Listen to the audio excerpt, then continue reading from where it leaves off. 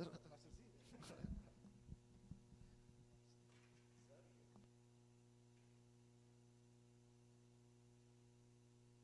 Selamat siang, selamat sore semuanya. Sore ya. Sun, selamat pagi. Oke, mari kita berdoa. Oh yes Lord. We are at rest and at home in your presence and at your word, oh God. Hari ini biar Engkau bukakan hati kami, pikiran kami, supaya kami boleh mendengar dan menerima firman-Mu. Dan biar firman-Mu boleh menjadi kepada kami makanan yang membuat kami kuat dan hidup, bukan sekedar pengetahuan dan informasi atau pewahyuan, tetapi biar ini boleh jadi sustenance, boleh jadi substance, buat kami boleh berdiri teguh, bertindak ya Tuhan, dan boleh melakukan tugas-tugas kami sebagai pengikut-Mu ya Tuhan. Roh Kudus, beracaralah di tengah kami, berbicaralah sesuai dengan kebesaran-Mu, sesuai dengan keagungan-Mu, dan biar Engkau boleh mendiamkan setiap suara-suara yang bukan daripada Tuhan, dan biar Engkau boleh membawa setiap hati kami ke tahta dan hadirat-Mu. Kami mau nyatakan hari ini, we declare that faith will arise and hope will thrive. Kami nyatakan bahwa hari ini Tuhan, iman akan bangkit dan pengharapan akan tumbuh subur ya Tuhan di tengah-tengah umat-Mu. Di dalam nama Tuhan Yesus kami berdoa, amin. Amin. Bapak Ibu Saudara yang terkasih dalam Tuhan, sebagaimana sudah kita pelajari mulai dari permulaan tahun ini ya, saya percaya Pastor Ronald juga sudah mengajarkan banyak kepada Anda. Minggu lalu saya percaya kita sudah mulai bicara tentang small group ya. Oke, saya mau masuk ke dalam pembahasan yang kedua mengenai small group. Jadi kita itu tahun ini yang menjadi tema kita itu adalah untuk kembali ke dasar, ya, memperkuat dasar. Jadi mari kita buka sama-sama, kita baca dulu ayat firman Tuhan dari Kisah Para Rasul, ayatnya pasalnya yang kedua, ayat 42 sampai dengan ayat 47. Kalau Bapak Ibu ada yang membaca dari terjemahan bahasa Inggris, boleh baca dari New King James Version. Kisah Rasul pasal yang kedua, ayat 42 sampai dengan 47. Demikianlah firman Tuhan. Mereka bertekun dalam pengajaran rasul-rasul dan dalam persekutuan, dan mereka selalu berkumpul untuk memecahkan roti dan berdoa. Maka ketakutanlah mereka semua, sedang rasul-rasul itu mengadakan banyak mujizat dan tanda. Dan semua orang yang telah menjadi percaya tetap bersatu. Semua katakan tetap bersatu. Dan segala kepunyaan mereka adalah kepunyaan bersama. Dan selalu ada dari mereka yang menjual harta miliknya, lalu membagi-bagikannya kepada semua orang sesuai dengan keperluan masing-masing. Dengan bertekun dan dengan sehati, mereka berkumpul tiap-tiap hari dalam bait Allah. Mereka memecahkan roti di rumah masing-masing secara bergilir, dan makan bersama-sama dengan gembira dan dengan tulus hati. Sambil memuji Allah, dan mereka disukai semua orang, dan tiap-tiap hari Tuhan menambah jumlah mereka dengan orang yang diselamatkan. Amin. Bapak Ibu Saudara yang terkasih dalam Tuhan, apa yang kita baru baca ini dari Kisah Rasul 2 ini merupakan laporan kondisi dari gereja mula-mula. It's a record of the early church after the outpouring of the Holy Spirit, sesudah pencurahan daripada Roh Kudus ya. Jadi ayat yang Anda baru baca ini sebenarnya adalah suatu definitive text ya. Jadi satu gambaran yang apa ya? Gambaran otoritas bagaimana seharusnya gereja mula-mula itu ya. Harusnya gereja itu seperti apa. Jadi kalau kamu bertanya gereja itu sebenarnya apa? What's the idea of a church? Itu kita tinggal baca aja dari Kisah Rasul 2 ayat 42 sampai 47 gitu ya.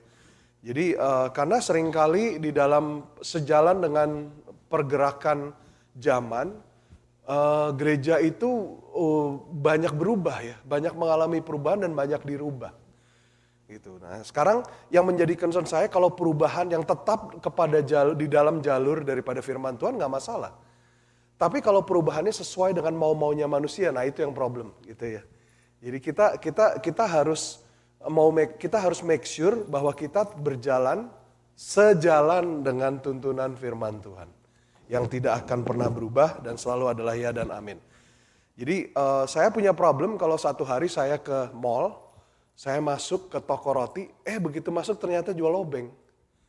Itu ya kan, Anda problem nggak kira-kira kalau jalan begitu? Problem kan ya? Gitu. Di luar kelihatannya, market basket. Begitu di dalam, ternyata safer.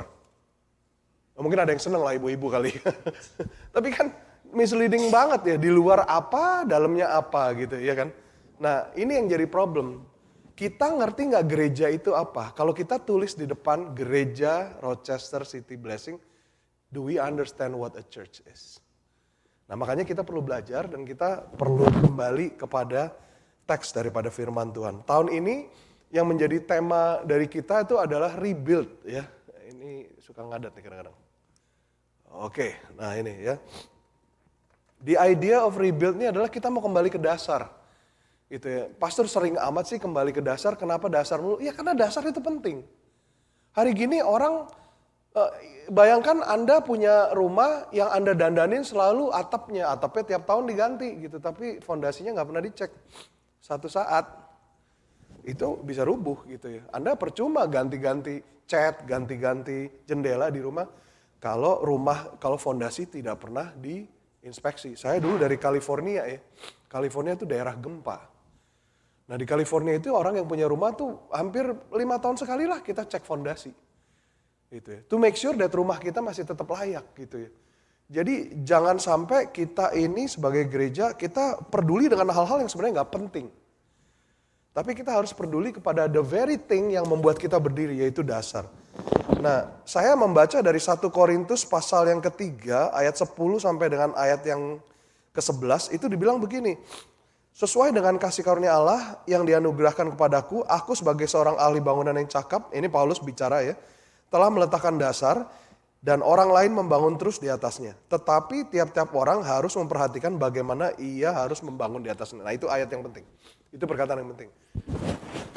Everybody must take heed how they build on top of this foundation. Kenapa? Kita lanjutkan ayat 11. Karena tidak ada seorang pun yang dapat meletakkan dasar lain daripada dasar yang telah diletakkan, yaitu Yesus Kristus. Jadi gereja ini dasarnya Yesus Kristus. Gitu ya, dasarnya Yesus Kristus. Tetapi bagaimana kita membangun di atas dasar ini yang seringkali jadi masalah. Gitu ya. Jadi makanya Paulus katakan, Paulus waktu nulis ayat ini karena terjadi kebingungan di kota Korintus gitu ya. Karena ada rasul yang mengajarkan hal yang lain, ada rasul yang mengajarkan hal yang lain. Jadi mereka jadi bingung dan banyak dari mereka yang terpecah. Paulus katakan, kembali ke apa yang kita udah ajarkan dari awal, yang kita dengar langsung dari Yesus. Gitu loh. Jadi perhatikan bagaimana kamu membangun di atasnya. Kalau Anda baca di keseluruhan perikop itu dikatakan ada orang yang membangun dengan kayu, ada yang membangun dengan jerami, ada yang membangun dengan emas, ada yang membangun dengan logam mulia. Gitu ya. Apapun yang kamu bangun di atas dasar itu, suatu hari kelak hari Tuhan akan mengujinya. Karena hari Tuhan akan datang sebagai api yang menghanguskan. Jadi gereja ini juga akan mengalami pengujian dan pemurnian. Kalau fondasi kita Yesus dan kita membangunnya sesuai dengan ajaran para rasul, maka gereja kita akan terus berjalan, berdiri, dan gereja kita akan terlalu menjadi beacon of hope. Bukan untuk kebanggaan organisasi, tapi untuk kejayaan firman Tuhan. Untuk kejayaan kerajaan Tuhan. Ada amin semuanya? Jadi tahun ini kita mau bicara tentang rebuild ya. Dan 3 cakupan kita. Yang pertama, kita mau kembali revisit kita punya foundation. Kalau Anda ingat awal tahun kita tahun 2024 bicara mulai dari mana? Ada yang ingat gak? Ini baru bulan Maret ya. Yang khotbah sih gak pernah lupa. Karena bercucuran darah, keringat dan air mata untuk mendapatkan ayat itu. Ya, kita mulai Januari 1 itu kita bicara tentang apa? Pada mulanya, ingat gak? In the beginning. Ingat? In the beginning. Kita mulai dari dasar. Dan kita perlu revisit. Ingat gak saya pernah bilang apa? We don't need a new beginning. We just simply need to revisit the beginning. Often. Supaya kita ingat, dunia tanpa Tuhan, itu adalah dunia tanpa terang. Itu chaotic, confusing. Betul ya? Kan pada mulanya dunia ini belum berbentuk. Roh Tuhan melayang-layang di atasnya. Dark and gloomy dikatakan. Itu artinya confusing, filled with disruption. Kemudian Tuhan katakan let there be light. Jadi the presence of light set everything into motion, set everything into order. Jadi itu kita mau visit kita punya foundation. Ini, oke, turun dikit ya. Kita mau revisit kita punya foundation, dan kita juga mau reinforce kita punya structure gitu. Structure-nya kita apa sebagai gereja, dan kita mau renew kita punya komitmen supaya kita bisa terus berdiri untuk melaksanakan tugas yang Tuhan berikan kepada kita. Nah, saya bicara apa sih foundation kita? Tadi saya udah ngomong ya, saya udah touch base. Fondasi kita tidak lain adalah Kristus. Jadi di gereja ini saya harap kita tidak akan pernah lelah, kita tidak akan pernah bosan berbicara tentang Yesus.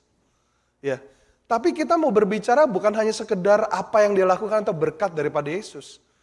Tetapi di mana dia berdiri di dalam isu-isu apa yang dia lakukan, what he stood for, ya, what he believes, misi yang dia lakukan dan misi yang dia percayakan kepada gereja. Kita mau berbicara Yesus. Ya, karena sebenarnya yang kita perlu banyak bicarakan itu sebenarnya Yesus, ya. Begitu banyak gereja dan begitu banyak pelayanan, banyak berbicara mengenai banyak hal, bukan Yesus. Bahkan banyak yang menarik itu adalah berbicara mengenai pelayanan mereka sendiri. By the grace of God, hopefully kita nggak begitu. Kita mau berbicara mengenai Yesus. Jadi kalau orang datang dengar, yang mereka pulang dapatkan, kamu tadi dihotbain apa di gereja? Oh, tentang Yesus. Gitu ya. I don't care if people forget my sermon as long as they remember who Jesus is. Itu yang menjadi goal saya dan Pastor Ronald. Kita mau bicara Yesus karena dia fondasi yang gak bisa diganti. Semua katakan tidak tergantikan. Tengok kiri kanan katakan, gak bisa diganti. Ya, gak bisa, Yesus tuh gak bisa diganti. Jadi gak bisa kita bangun gereja dasarnya apa. Gitu ya. Di Indonesia ada banyak gereja karena mereka berusaha sekreatif mungkin untuk menarik orang. Ada gereja yang namanya didasarkan dari berapa lama kebaktian mereka. Gitu ya. Ya nggak masalah sih ya kalau asal yang dihotbahkan Yesus gitu ya. Tapi gereja ini semakin hari semakin jadi konsumerisme. Orang mau datang ke gereja yang pas buat mereka. Padahal di idea of a church harusnya apa? Kita dimurnikan pada saat kita datang gereja. Kita diubahkan menjadi semakin serupa seperti Kristus. Kenapa? Karena dia fondasinya. Dia batu penjurunya. Dia cornerstone-nya. Nah kemudian strukturnya kita apa? Nah, Anda akan sering dengar kata ini di gereja ini, yaitu community atau komunitas. Ya, ini struktur daripada setiap gereja, yaitu bentuknya community. Community ini kalau di dalam Webster artinya segerombolan, sekumpulan orang yang memiliki persamaan karakteristik dan interest apa ya, Pastor? Interest hidup bersama-sama di dalam sebuah komunitas atau society yang lebih besar. Tapi saya suka apa yang Oxford bilang. Definisi daripada community menurut Oxford itu adalah a feeling of fellowship. Jadi satu apa ya, kebersamaan, perasaan kebersamaan dengan satu dengan yang lain sebagai akibat daripada saling berbagi, ya, sharing, common attitudes, ya, suatu sikap yang sama, punya pernyataan sikap yang sama, punya ketertarikan yang sama, dan punya goal yang sama. Jadi ini komunitas. Jadi struktur daripada gereja harusnya committed communities. Bahkan ini yang akan jadi deklarasi kita sebagai gereja Tuhan. Kita mau jadi yang namanya committed community. Jadi komunitas yang berkomitmen. Jadi ini deklarasi kita. We are committed to build and become. Jadi untuk membangun dan menjadi. A community of faith that is devoted to Christ and His word and to each other. Nah ini yang gak kalah penting terakhir. To reach the world. Jadi kita tidak menjadi gereja ini hanya untuk melayani kepentingan atau kebutuhan kita. Enggak. Goalnya nomor satu itu bukan bertumbuh tapi berbuah. Ya, jadi ingat Tuhan Yesus pernah jalan dari Betani keluar, dia lapar, dia ngelihat pohon ara, ingat ya? Dia mengharap ada buahnya, tapi ternyata nggak ada. Ya kan, padahal harusnya ada tunasnya. Dan dia kutuk. Gitu loh, kamu orang tidak akan makan dari buahmu lagi dan menjadi kering. Kok kayaknya Tuhan jahat banget ya. Nah, Tuhan sedang menggambarkan secara profetik penghakiman kepada Israel yang menolak, yang sudah diberkati sedemikian rupa, tetapi tidak mau yield kepada Tuhan, tidak mau. Sehingga makanya di dalam Injil dikatakan keselamatan itu yang dimulai dari Israel diambil dan diberikan kepada bangsa-bangsa. Anda dan saya sebagai akibatnya hari ini, kita menjadi penerima daripada berkat Tuhan. Ya, nah saya mau katakan kepada Anda, tujuan kita nomor satu itu supaya orang yang di luar itu diselamatkan. Bukan supaya kita yang di sini makin keren, enggak. Itu ya. Jadi ini yang menjadi komitmen kita. Gereja harusnya komitmennya ini, jadi membangun dan menjadi. Katakan sama, membangun dan menjadi. Jadi kita harus selalu membangun dan juga harus menjadi. Process of becoming sama process of building. Ya, community of faith, jadi komunitas iman yang devoted, ya, berdedikasi untuk Kristus, untuk firman-Nya dan satu dengan yang lain. Dengan tujuan memenangkan orang yang di luar. Memenangkan orang. Kalau kita nggak mempunyai kiblat memenangkan orang yang di luar, ujung-ujungnya kita akan saling menggigit, kita akan saling menggosip, kita akan saling menjatuhkan, karena kita udah diberkatin. Dan kita udah capek begini terus. Ya. Tapi ada misi yang sebenarnya membuat kita menjadi satu. Kita menjadi satu sebagai gereja karena ada misi. Jadi gitu ya, struktur kita itu adalah sebagai community. Kenapa community? Karena nature-nya Tuhan itu juga community. God itu has a nature that is like a community. God as a community. Di Kejadian 1 ayat 26 dikatakan marilah kita menciptakan manusia. Dikatakan marilah kita menciptakan manusia. Maksudnya kita ini siapa? Allah Bapa, Allah Putra, dan Allah Roh Kudus. Marilah kita menciptakan manusia sesuai dengan gambar dan rupa kita. Gitu ya. Orang Manado resonate banget, kita soalnya bukan saya atau kami gitu. Kita doi. Marilah kita menciptakan manusia sesuai dengan gambar dan rupa kita. God as a community. Jadi community is deeply grounded in the very nature of God. Jadi komunitas itu sangat melekat erat di dalam dasar siapa Tuhan itu. Ya, it flows from who God is. It flows from who God is because He is a community, therefore He creates community. Karena Dia adalah komunitas, maka Dia menciptakan komunitas. Komunitas tadi sebagaimana sudah definisikan sekumpulan orang yang bersatu karena persamaan. Karena persamaan, punya value yang sama, punya nilai yang sama. Betul ya? God as a community. Nah ini yang sangat powerful, Anda perlu ingat ini. Jadi bagian daripada sebuah pengertian bahwa kita diciptakan menurut gambar dan rupa Allah, itu adalah bahwa kita diciptakan dengan kapasitas untuk keterhubungan. Jadi part of what it means to be made according to the image of God, it means is that we are created with capacity for connectedness. Jadi kita punya kapasitas untuk connectedness. Berapa baik di sini kita yang punya smartphone? Berapa banyak daripada Anda berharap that you can be as smart as your phone? Kadang-kadang smartphone, dumb owner. Ya, ini saya ngomongin dari saya, jangan tersinggung, saya ngomongin dari saya, oke? Kadang-kadang smartphone tapi dumb owners. Ya. Tapi smartphone ini diciptakan punya kapasitas to be connected, betul nggak? Saya datang ke sini tadi, ternyata ada wifi di sini, saya bisa connected, tinggal butuh password aja. Gitu. Jadi kalau Anda di sini butuh internet, nanti jangan kebaktian ya. Jadi kita ini seperti smartphone ini punya kapasitas for connectedness. Kenapa? Karena kita diciptakan menurut gambar dan rupa Tuhan. Tuhan itu siapa? Tuhan is a community.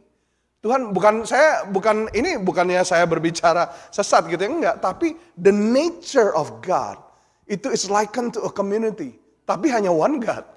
Itu ya, persona of God gitu. Jadi Allah Bapa, Allah Putra, dan Allah Roh Kudus. Makanya waktu dia katakan let us make man according to our image, boom, kita jadinya sebagai manusia yang punya kapasitas untuk connectedness.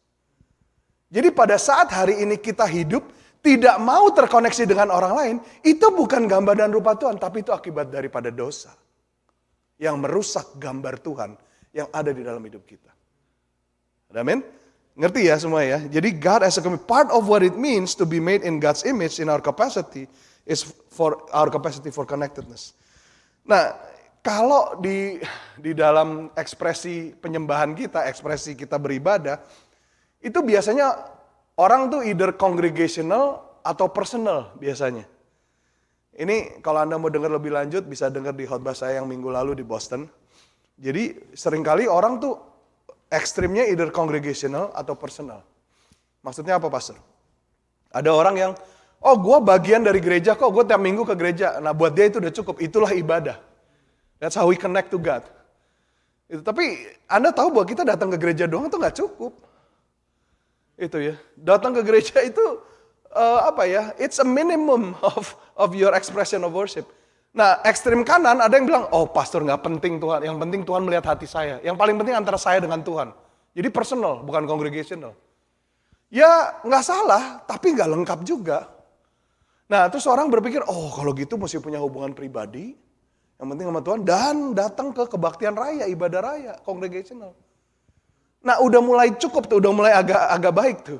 Tapi Anda jangan lupa bahwa sebenarnya itu saja tidak cukup.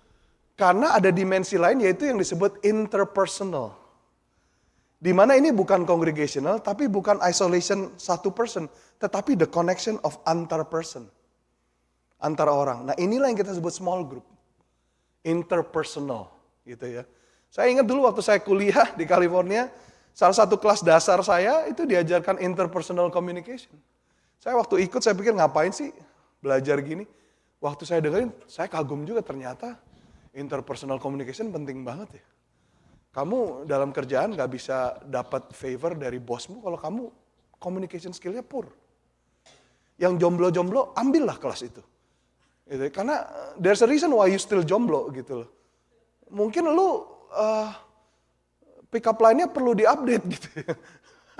Jadi interpersonal communication-nya poor banget gitu. Di dalam interpersonal communication itu saya diajarin juga yang namanya personal hygiene. Gitu ya.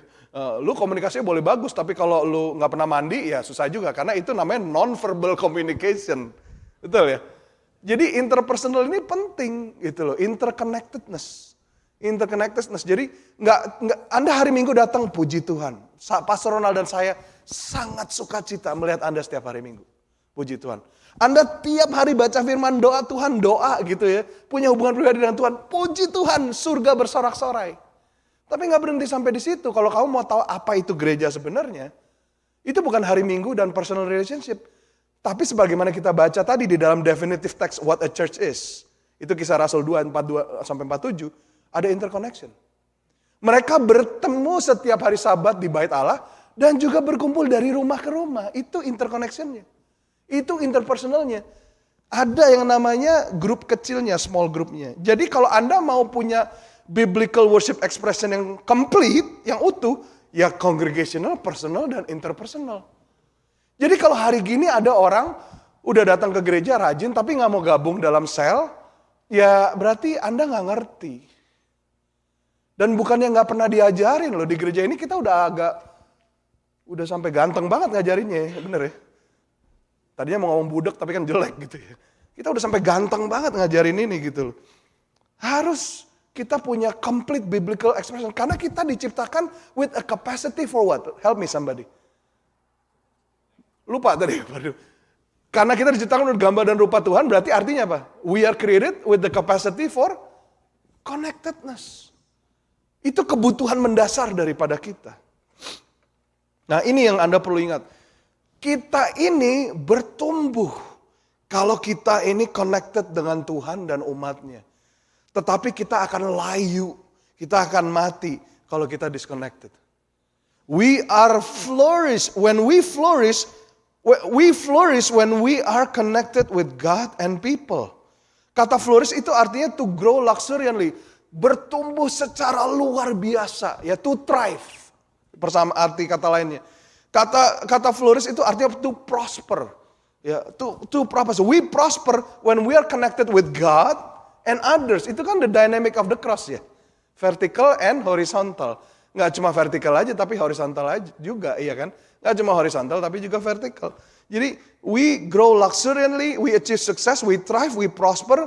We are in the activity of production. We reach height of development of influence when we are connected with God and others. Tapi on the other hand, we languish. Languish itu artinya apa? Becoming feeble, weak.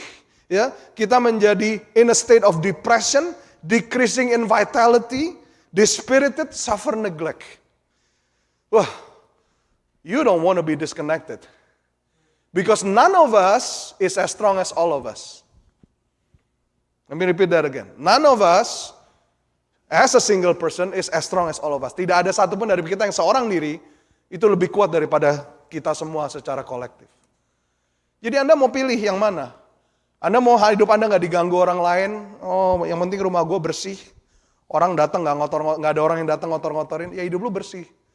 Tapi lu tidak akan mencapai vitalitas yang Tuhan tetapkan. Lu tidak akan mengalami breakthrough yang Tuhan udah tetapkan. Karena Anda harus tahu, part of the growth that you can only achieve when you welcome other people in your life. Bagian daripada kebertumbuhan dan keberbuahan Anda itu hanya bisa tercapai kalau Anda mengizinkan orang lain masuk dalam hidup Anda. Ada beberapa tanaman yang kalau tidak ditolong manusia nggak bisa bertumbuh, betul nggak? Anda tahu bahkan bunga mawar aja itu nggak akan bagus. Kembangnya. Kalau nggak sesudah satu season berkembang, itu disetek. Tahu disetek ya? Disetek tuh diapain? Di pruning, dipotong ya. Nah itu kan manusia yang ngerjain. Saya belum pernah lihat mawar yang lain tuh motong temennya gitu supaya makin, nggak pernah saya ngeliat gitu. Ya, jadi perlu bantuan orang lain gitu loh. Perlu bantuan orang lain. Kita nggak bisa ngelihat keadaan back kita. It's a blind spot. Every single one of us has a blind spot. That's why we need other people. We need other people. Oh, saya pasang spion aja, ya, go ahead, silakan kalau mau dicoba. I'd rather have other people to help me with my blind spot daripada antik ada spion di kiri kanan gitu ya kan. Mending position yourself around other people so that your blind spot is covered. You have accountability supaya Anda terbebas, terhindar daripada kejatuhan. Ada amin? Jadi kita bukan cuma congregational, bukan cuma personal, tapi interpersonal. Ini gambaran yang lengkap, yang utuh daripada biblical worship expression. Ya, when we languish when we're disconnected. Coba dengarkan perkataan hikmat daripada buku Pengkhotbah ya. Pengkhotbah pasal 4 ayat 7 sampai 12. Itu dibilang gini, aku melihat lagi kesia-siaan di bawah matahari. Ada seorang sendirian, ia tidak mempunyai anak laki-laki atau saudara laki-laki, dan tidak henti-hentinya berlelah-lelah, matanya pun tidak puas dengan kekayaan. Untuk siapa aku berlelah-lelah? Dan menolak kesenangan. Ini pun kesia-siaan dan hal yang menyusahkan. Ya. Anda mau tahu apa yang useless di bawah, behind this great sky? Ya. Meaningless and useless in this world. Itu adalah di dalam bahasa Inggrisnya jelas, again I saw something meaningless under the sun. And there was a man all alone. He had neither son nor brother. Anda tahu nggak bahwa Tuhan nggak mungkin salah? Halo? Kita sepakat di situ? Ya Tuhan di hari pertama udah bilang, it is not good for man to be alone. Ini bukan bicara ayat pernikahan sebenarnya. Ini menggambarkan bahwa sebagaimana kita diciptakan dengan gambar dan rupa Tuhan, God as community, and we have a power for connectedness. We have a capacity, kita punya kebutuhan to be connected. Iya kan? Makanya Tuhan bilang, it is not good for man to be alone. It is not good for man to be alone. Dan ini penulis buku hikmat dari Pengkhotbah bilang, again I saw something meaningless under the sun. There was a man all alone. He had neither son nor brother. Kita cuma taunya ayat yang favorit yang biasa dibingkai yang ayat 9. Two are better than one. Betul ya? Because they have a good return for their labor. Dua lebih baik daripada seorang diri. Sebab mereka akan mendapatkan hasil yang lebih baik daripada jerih payah mereka. Bila seorang jatuh, maka yang lain dapat mengangkatnya, membantunya. Betapa malangnya orang yang jatuh, tetapi tidak ada orang yang bisa menolongnya. Nah konteksnya itu. We are built for connectedness as a community. Structure kita tuh community yang gak cuma congregational, gak cuma terdiri dari personal people in a congregational, tapi juga di dalam congregation ini ada interpersonal connection. Jadi ada small group. Jadi gambarannya sejalan dengan apa yang Tuhan katakan sebagai tubuh. Karena tubuh yang sehat itu terdiri dari apa? Terdiri dari sel yang sehat. Anda tahu definisinya kanker apa? Sel yang berontak dari sistem. Dan mau membuat pertumbuhan sendiri. Makanya kalau Anda lihat ada orang ngalamin tumor tuh daging numbuh, tetapi disproportional from the whole body. Itu tumor. Atau dia numbuh tapi di dalam dan menghancurkan organ di dalam. Itu kanker. Itu sel yang rebel daripada the whole system. Tetapi kalau kita menjadi bagian yang baik, yang ditanam, disusun dengan baik, menjadi satu tubuh, Kita menjadi bagian yang terhubung dengan sebuah tubuh dan berkontribusi daripada kesehatan dan pertumbuhan daripada tubuh itu. Itu structure kita. Itu structure kita. Ada amin semuanya? So we languish when we're disconnected. Minggu lalu saya share, I think Pastor Ron juga udah share mungkin. Kenapa kita menjadi bagian daripada small group? Simple. Saya nggak mau go over lagi karena ini panjang. Yang pertama karena ini dilakukan oleh Tuhan Yesus sendiri. Saya catat di situ ada lebih dari 10 ayat di mana Tuhan Yesus itu ditemukan ada di rumah. Ya, di rumahnya Simon Petrus, miracle pertama, mujizat pertama karena itu terjadi di rumah. Anda ingat waktu mujizat orang lumpuh diturunkan oleh teman-temannya dari atap? Itu di rumah, itu bukan di atap di meeting hall gitu, bukan konvensional, bukan, itu di rumah. Waktu dia sama Lazarus, sama Marta dan Maria, itu di mana? Di rumah. Waktu dia bersama dengan Lewi, bersama dengan Sakeus, dia bilang sama Sakeus turun, aku mau menetap di mana? Bukan di kantormu, di vilamu, bukan di rumahmu. Itu. Jadi Tuhan sendiri, dia itu ditemukan, he practiced this, he modeled this. Bahkan Tuhan Yesus sendiri mempraktekkan yang namanya komunitas. Dia membentuk disciples sendiri, 12. Komunitasnya dia. Yang terhubung dengan dia, berjalan bersama dia, hidup bersama dia, makan, tidur, melayani bersama-sama dengan dia. Because he's part of a community, he builds a community. Hello? If you part of a church that believe in community, then you should be part of community that builds community. For the glory of God, so that the lost can be rich. Jadi orang yang di luar, yang terhilang bisa diselamatkan. Itu goalnya. Bukan supaya kita bikin arisan bersama-sama, supaya kita makmur bersama. Bukan. Ada amin? Karena nomor satu, Tuhan Yesus melakukannya. Tuhan Yesus memodelkannya. Tuhan Yesus mengajarkan. Yang kedua, karena para rasul atau gereja mula-mula pun melakukannya. Kalau Anda lihat itu kan di dalam Kisah Rasul pasal yang kedua dibilang, mereka tiap hari Sabat ditemukan, they continue daily with one accord in the temple. Jadi mereka setiap hari satu hati bersatu hati di Bait Allah dan juga memecahkan roti di rumah masing-masing secara bergiliran. Home fellowship. Gitu ya, sel. Jadi kalau di dalam teologis sesuatu bisa dijadikan doktrin, nomor satu kalau tertulis secara eksplisit dalam firman Tuhan. Ya, jadi ada yang biblical based, sama extra biblical, sama non biblical. Nah ini jelas biblical karena tertulis dan waktu ditulis yang melakukannya Yesus sendiri dan para rasul. Jadi sebenarnya ini bisa jadi doktrin. Cuma kalau kita nggak melakukannya, ya mungkin Anda lebih hebat daripada Tuhan. Saya nggak ngerti gitu loh. Banyak orang terus bilang, pastor kalau di gereja itu enak, selnya saya suka. Oh di gereja ini aduh kayaknya saya nggak komunitasnya. Saya belum pernah join komunitas di mana begitu saya join langsung enak. Emang itu minuman apa tuh yang langsung enak gitu. Ingat kita punya deklarasi. We are committed to build and become.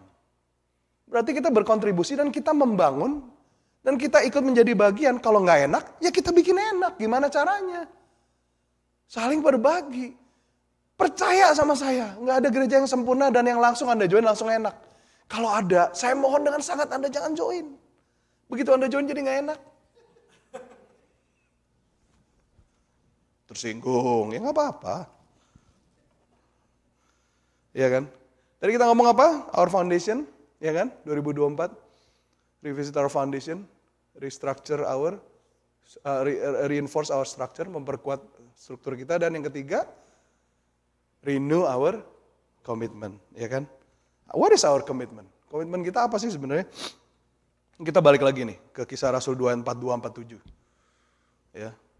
Ini teks, definitive text of what a church is. Itu ada di sini. Kalau mau tahu gereja itu seharusnya seperti apa, ya ini ada di sini. Cuma ada beberapa hal yang memang berbeda. Kenapa? Karena pada waktu ini terjadi, jangan lupa mereka ini sedang dalam keadaan dikejar-kejar, mau dibunuh. Jadi beberapa banyak dari mereka itu lari dari rumahnya, tidak tinggal di rumahnya, kehilangan pekerjaan. Makanya banyak dari mereka yang punya itu menjual dan memberikan, membagikan semuanya gitu ya. Nah kalau kita sekarang ada dalam keadaan damai, puji Tuhan kita punya kerjaan, kita punya rumah. Tetapi itu tidak menghapuskan obligasi kita untuk berkomunitas. Untuk menjadi generous, saling berbagi. Untuk punya komitmen terus bersama, berdoa bersama-sama, memecahkan roti bersama-sama. Dan mempelajari perkataan daripada para rasul. Bedanya cuma zaman sekarang puji Tuhan. Kita ada dalam zaman aman, tidak dikejar-kejar. Lakukan sekarang di saat zaman ini baik. Jangan tunggu nanti kalau Anda dikejar-kejar baru Anda mau kembali ke sini. Udah telat. Di dalam keadaan masa baik, sembahlah Tuhan, layanilah sesama. Nah ini komitmen kita gitu ya. Jadi ayat ini ditulis sesudah Roh Kudus dicurahkan. Jadi begitu Roh Kudus dicurahkan, Pantekosta, terjadi ledakan yang luar biasa, terjadi dinamika yang luar biasa dalam gereja Mula-Mula dan ini yang terjadi. Ya. Nah di dalam teks ini kita melihat ada 4 komitmen rohani yang gereja ini perlu lakukan. Nah ini yang kita mau renew komitmen kita. Yang pertama, we are committed to learn. Kita mau berkomitmen untuk belajar. Saya nggak ngerti kalau ada anak Tuhan tuh nggak suka belajar, sukanya KKR. KKR mulu gitu. Oh setiap ada altar call maju terus. Kamu mau diselamatkan berapa kali? Mau dibaptis berapa kali? Mau ditumpang tangan berapa kali? Tumpang tangan udah sering, tumpang kaki mau. Biar agak non-mainstream gitu loh, ya kan? Wow pendeta ini datang. Wow ini datang gitu. Jadi ya saya sih nggak salah ya. Ini kan saya address gereja saya, keluarga saya. Saya ngomong apa adanya. Nggak salah datang itu. Tapi Anda juga harus barengi komitmen Anda untuk belajar. Belajar itu nggak fun. Saya belum pernah ketemu orang, hobi kamu apa? Wah pastor, aku hobinya belajar. Terus kacamatanya itu ya tebel, udah kayak pantat botol gitu. Saya belum pernah ketemu orang yang hobi belajar, itu jarang gitu loh. Ada, tapi jarang gitu. Karena belajar itu membutuhkan penyangkalan diri. Tapi itu yang kita butuhkan, kita perlu belajar. Karena pada saat belajar, itu kita rela mengesampingkan pendapat pribadi dan preferensial kita, supaya kita mendengar apa yang Tuhan katakan. Karena yang dia katakan lebih penting dari pendapat pribadi kita, pengetahuan kita, dan preferensial kita. Karena dia Tuhan. Ada amin?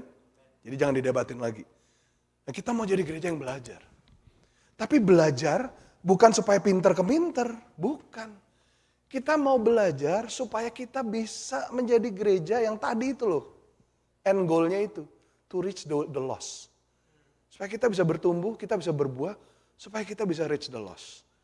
Supaya semakin banyak orang yang masuk surga, yang tidak masuk neraka di tempat di mana kita ditempatkan. Itu goal kita. We want to have a commitment to learn. Yang kedua, sudah Roh Kudus dicurahkan, ini yang menjadi salah satu komitmen dari gereja Mula-Mula, yaitu we're committed to care. Kita punya cell group namanya Care Cell. Itu sebenarnya singkatan. Care itu singkatan dari caring and reaching. Jadi bukan cuma sebenarnya caring antara kita aja. Oh, kita care cell nih di mana? Di sini. Oh iya, makan apa? Aku bawa apa ya? Gitu. Yang dipusingin mau bawa apa gitu loh. Kadang-kadang saya pengen jawab, kamu bawa jiwa boleh nggak? Oh biar dibakar? Enggak, bukan. Jiwanya di barbecue, bukan. Bawa jiwa supaya kita bisa persembahkan sebagai persembahan yang terbaik buat Tuhan. Ya, kalau nggak pernah bawa jiwa, menangkan jiwa, berdoalah, desperate lah. Ya, kita nih desperate-nya doa minta berkat loh, ini salah loh. Saya mau tanya, berapa baik daripada Anda yang sudah jadi orang Kristen lebih dari 5 tahun, 10 tahun? Banyak kan? Berapa baik dari selama itu Anda pernah memenangkan jiwa buat Tuhan? Jadi pertanyaan gini, Anda diselamatkan, itu impact-nya apa terhadap orang yang belum selamat? Ya kan? Impact-nya apa? Berapa banyak orang yang have seen the light because they have seen you. Kita kan garam dan terang. Kita mesti punya komitmen to care. Menjangkau orang tuh can be as simple as I want to make a decision to start caring. Dan caring itu sendiri juga mengesampingkan kita punya comfort. Betul ya? Saya senang sama, ada yang ingat Pastor Victor Waang. Dia bilang gak ada orang yang susah dijangkau. Yang ada tuh kita yang tidak mau menjangkau. Nggak ada orang yang susah dijangkau. Tapi yang ada tuh kita yang nggak mau menjangkau. Itu loh. Care. Mulai dari yang ada di sini, and then kita keluar, gitu loh. Let's be a church that renew this commitment. We want to have a commitment to care. Oh si itu kok udah lama gak datang? Biasa dia pastor ntar juga datang. Toto baca di koran. Gimana sih? Is that a church? Let me ask you, is that a church? That's not a church. That might be the definition of the word's church. But for sure that's not Jesus' church. Betul? So katakan sama-sama, I want to be committed. Come on, say it like you mean it. I want to be committed to care. Oke? Mulai peduli, mulai mengasihi orang. Sebagaimana Kristus sudah mengasihi kamu. Kamu telah menerima dengan cuma-cuma, kamu harus memberikan dengan cuma-cuma. Freely you have received. Freely you must give. Betul? Tadi bagus banget yang Ibu Jen share. Tidak semua yang Tuhan berikan kepada kamu itu adalah roti. Beberapa itu benih. Kalau kamu makan, kita sering ngomong 10%, 90%, betul ya? Tithing, ya kan? Ya di gereja ini saya pengen bukan cuma ngajarin harus memberi 10%, tapi kita pengen mengajarkan bagaimana mengelola yang 90%. Karena kalau kita tidak bertanggung jawab mengelola yang 90%, yang 10% berikutnya itu tidak akan terjadi. Jadi harus balance. Kita harus care kepada orang lain. Ingat loh, kamu ada sekarang ini karena belas kasihan Tuhan. Berkat yang kamu nikmati sekarang ini, yang kamu enjoy, karena Tuhan murah hati loh. Tuhan murah hati kepadamu, kamu bisa gak murah hati sama orang lain? We judge people by their motive, by their deeds, but we ask to be judged by our motive. Gitu ya kan? Kalau orang lain, Anda nggak tahu ada yang di belakang hati dia apa, Anda udah judge dari apa yang dia lakukan. Tapi begitu Anda yang dijudge, Anda bilang, loh maksud saya bukan begitu. Iya, kamu minta dihakimi, dimengerti motifmu, tapi kamu menghakimi orang lain dari perbuatan dia. Nggak bisa begitu. Nggak bisa begitu. Ada amin? Komitmen kita yang ketiga, komitmen to fellowship. Ibrani 10 itu bilang jelas banget, Ibrani 10 ayat 24-25, jangan menjauhkan diri dari pertemuan peribadatan sebagaimana dibiasakan beberapa orang. Sebagaimana, dibiasakan beberapa orang. Kebiasaan itu macam-macam. Ada kebiasaan yang baik, ada juga kebiasaan yang buruk.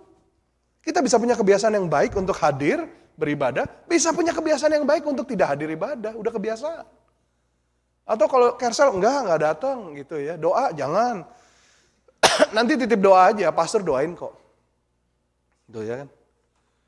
Itu tadi kembali ke caring juga ya. Saya mau pertanyaan kepada Anda. Kalau Anda terjadi sesuatu dalam hidup Anda, mendadak emergency, Anda bisa nggak sebutkan 5 nama yang Anda tahu? Kalau Anda telepon dia pasti akan datang. Jangan 5 nama itu Ronald Politon, jangan. Mati dia lama-lama. Iya kan? Ada nggak? Kira-kira. Atau Anda yang super yakin tapi orangnya, enggak, aku nggak bisa. Gue nggak kenal lu gitu ya kan. Karena nggak pernah build connection. Ayolah gereja, kita mau jadi gereja apa? Tuhan udah mau datang.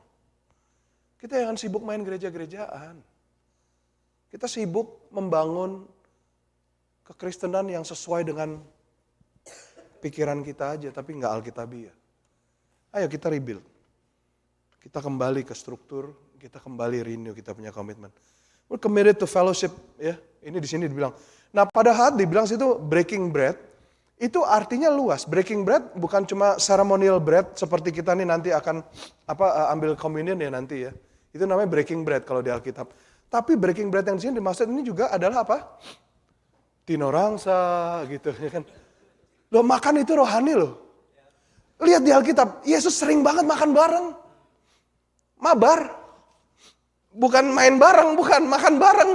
Ya, Yesus nggak main PUBG, enggak. Tapi dia tuh makan bareng. Kenapa? Karena simpel pada saat makan tuh orang tuh terbuka hatinya. Karena mulutnya lagi diisi. Mama saya kalau menasihatin saya dulu, itu pas lagi makan. Karena saya nggak bisa jawab balik. Kalau jawab keselek. Ya, udah mah, enak nih mah iya nah. Kamu ya udah itu. Wah gue udah tahu deh. Wah gue terjerat. Ini jebakan mama. Tapi puji Tuhan sampai hari ini saya ingat. Iya kan? Nah waktu kita lagi breaking bread together, kita ingat kebaikan Tuhan, betul gak? Kita ingat Tuhan yang menyediakan buat kita. Anda ingat gak waktu COVID bagaimana kita tuh semua merasa, aduh ini hidup habis ini gimana ya, betul gak? Jangankan Anda, saya aja yang jadi pendeta, stres. Bukan karena mikir besok gak ada gereja gitu, bukan. Tapi saya berpikir, what is society going to be like ya after this? Saya waktu setiap hari Rabu malam tuh kan pasti recording di gereja ya. Itu kayak ngelewatin kuburan. Dan di situ saya bilang, Tuhan, aku janji aku gak akan komplain lagi kalau macet. Tuhan mendingan macet deh daripada kayak kuburan. Iya kan? Nah, selama masih ada waktu untuk Anda bisa fellowship, jangan sia-siakan itu. Karena di dalam fellowship itu, it could be as simple as makan bareng, tapi your soul is being nourished. Karena kita manusia ini butuh connection dengan manusia yang lain. Saya baca kemarin ada satu perempuan di Spain yang perempuan pertama yang menikah dengan AI hologram. Saya pikir menikah sama AI yang dari Surabaya gitu ya. Bukan, ternyata sama artificial intelligence. Saya waktu baca, menikah dengan AI? Ini sejenis apa gimana? Yang orang Surabaya tahu lah maksud saya lah ya, AI gitu. Ternyata artificial intelligence. Dan lucu bisa diajak ngomong. Tapi hologram. Tapi kasihan banget kalau mau dipeluk. Rasanya cuma drut gitu. Nggak ada rasanya. Kita ini butuh human touch. Saya love language-nya physical touch. I'm a hugger. You can ask my children. I'm a free dealer of hugging. Every day. Semua saya hug. Tiang aja saya hug. Semua. Pohon. Everybody. Itu. Anjing saya tuh kalau pulang habis saya peluk-peluk. Gitu ya. Karena anak saya sekarang dipeluk udah menolak. Apa sih Dad? Apa sih gitu ya. Jadi ada anjing. And I need it. I need it. There's something about it. Gitu loh. So whatever is your love language, your fulfillment can only be through another human being. Betul? Yes. Jangan sama AI. So let's be committed to fellowship. Yang terakhir, let's be committed to worship. Worship. Worship itu bukan lagu slow, bukan. Kita seringkali kalau di worship, di ini, belum telat kok, masih lagu worship. Ayo, siapa yang gitu, ayo. Belum telat, masih lagu worship. Belum telat, masih lagu praise. Jadi seolah-olah praise itu lagu cepat, worship lagu slow. Padahal kalau Anda pelajari firman Tuhan, nggak ada hubungannya sama lagu, nggak ada hubungan sama beat, nggak ada hubungan sama ritme. Praise itu ungkapan hatimu saat kamu mau menyembah Tuhan, mengagungkan Tuhan. Ekspresi yang paling benar praise itu haleluya, hilal. Haleluya, itu that's a shout for joy from within your very heart. Worship itu is the state of your brokenness, being broken and open to God. Itu loh. Jadi kita nih committed, and worship ini bukan cuma nyanyi. Nyanyi, song is the small aspect of what worship is all about. Worship itu adalah pada saat Tuhan diagungkan. Pada saat Tuhan diutamakan. Ada amin saudara yang terkasih dalam Tuhan? Jadi ini 4 komitmen kita. To learn, to care, to fellowship, and then to worship. Katakan sama-sama. To learn, to care, to fellowship, and to worship. Ini komitmen kita. Ini kita mau renew. Mari kita menjadi gereja yang kembali kepada definisi awal daripada what a church is all about. Karena itulah yang terutama buat Tuhan. Dan saya tutup dengan ayat ini. Kalau kita bertekun di dalamnya, memuji Tuhan, dikatakan kita akan mendapatkan favor dari banyak orang. Dan ini yang paling penting. Setiap hari Tuhan akan menambahkan dengan jiwa-jiwa yang diselamatkan. Oh Tuhan. I could care less, oh Lord. Bahwa kita punya gereja yang gedungnya gimana. But I want to see souls being saved. I want to see the lost being brought back to the kingdom. I want to see the broken being restored. I want to see those who are far from God be brought near. Saya melihat orang yang penuh dengan kepahitan itu disepulihkan, disembuhkan. Saya melihat orang yang tidak pernah mengalami kebaikan Tuhan, itu bisa mengalami kebaikan Tuhan. Saya mau lihat orang yang jauh dari kasih Tuhan itu bisa dibawa masuk. Karena Tuhan sudah melakukan itu buat saya. Tuhan sudah melakukan itu buat Anda. Kapan Dia akan melakukan itu melalui Anda buat orang lain? Mari kita kembali kepada fitrah kita yang sesungguhnya sebagai gereja. Let's go back to what it really means to be a church. And this is what it really means to be a church. It's to care for the lost. It's to care for other people. When we are committed to God, to His people and to His word, this is what a church is all about. Who cares about we have the best lighting show or a worship service or music team, or even a building? You need to know, Pastor Ron and I, we never pray for a building. We never. When God gave us this, we actually don't have money. Jadi bukan ini pencapaian kita. Pencapaian kita adalah jiwa-jiwa. Kita pengen ngelihat Anda keluar, memenangkan jiwa-jiwa. Sebagaimana Anda sudah diberkati, biar orang lain juga merasakan sukacita yang sama dalam kehidupan Anda. Ada amin semuanya? Mari kita berdoa. Tuhan, jangan biarkan kami hidup di dalam meaningless under the sun, sebagai a man yang alone, not connected, have no one. Biar kami boleh menjadi pribadi yang menjadi gerejamu yang sesungguhnya ya Tuhan. Help us to worship you congregationally, personally, and interpersonally ya Tuhan. Kami berkumpul bukan hanya di ibadah raya seperti ini, tapi kami juga mau berkumpul ya Tuhan di dalam pertemuan di rumah-rumah, di dalam small group, di dalam sel kami ya Tuhan.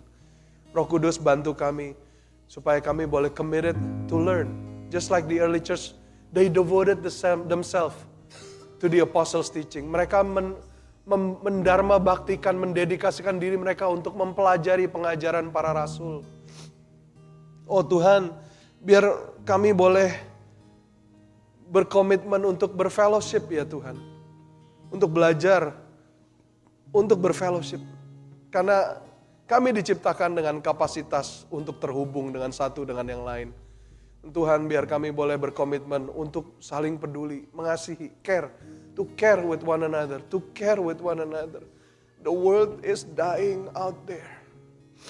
The world is perishing out there. Lord, help us, oh God, to be the people that are reaching out. To be the salt, your salt and your light that shines brightly, pointing out the way to the only one God. The hope for humanity, Jesus Christ, the Lord, Savior of humanity. Oh Lord, help us Tuhan, bantu kami ya Tuhan, biar kami boleh punya komitmen untuk menyembah Engkau senantiasa. Terima kasih Tuhan. Hamba berdoa biar tahun ini kami boleh kembali membangun gerejamu, memperhatikan fondasi kami, menguatkan struktur kami, dan juga memperbaharui komitmen kami, sehingga kami boleh menjadi gereja yang sepadan dengan gerejamu, sebagaimana tertulis di dalam firman Tuhan. Terima kasih Tuhan. Dalam nama Tuhan Yesus kami berdoa, amin.